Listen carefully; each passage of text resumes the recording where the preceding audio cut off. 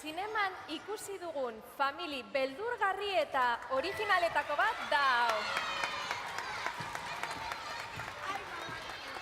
Vampiro itxurako ama, Mortizia. Denek abizenez ezagutzen duten Aita, Gomez. Astegun izena duen neskatoa, asteazken, Kiratsu deitzen zioten Osaba. Hori gutxi balitz bezala, berez mugitzen den eskua, gauza deitzen diotena. Pelikula honen musika Mark Simon estatubatuar konpositoreak sortu zuen. 5 aldiz, Oscar sarietako izendapen lortu duen Simarrek, Tony sari bat jaso du, Grammy bat eta beste Emmy bat.